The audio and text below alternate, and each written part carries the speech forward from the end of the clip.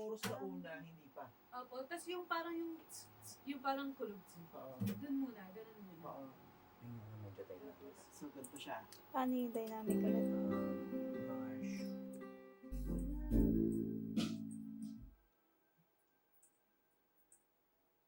Paghina mo siya sa mic ba? Pag-iba. Oo. Pag-iba. Kasi di rin ako sure sa ano. Kailangan ko marinig yung tama.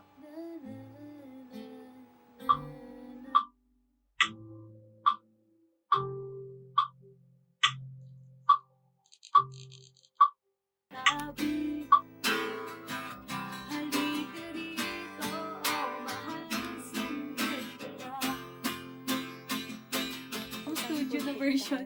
Dapat kasi magtatapos yun sa halika rito, oh mahal.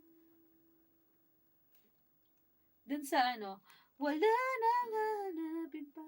Kailangan ko pala yung plucking na yun. Pero may kapares ba yan sa intro? Sa sunong na? Well, po yung version siguro. Practice lang dapat yun, pero parang okay. Check ko kung walang break. Tapos balikan natin, Sige po. part by part, yung mga gusto mo balikan. Sige, sige. Dito lang ako, hindi kikikiwanan, mamahalin kita.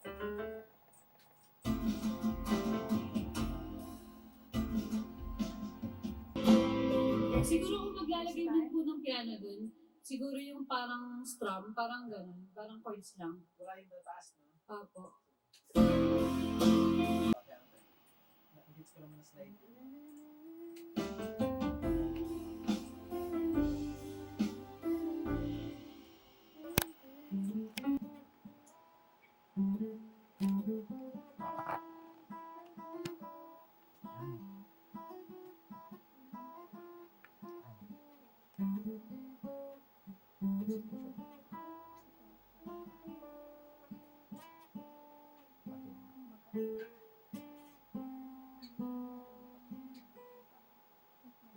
Hi guys, ako si Henry. Ako yung engineer sa Polisonic Recording Studio. At sa ngayon, katapos lang namin gawin yung track ni Mira Vigonte na Metro. Sana support ko siya sa pag-release ng kanta na to. Salamat.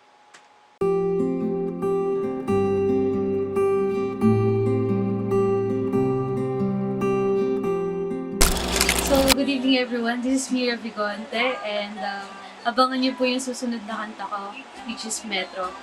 Soon i-release sa Spotify and other music platforms. Ayan, and I would like to thank Polisonic Recording Studio for producing my song.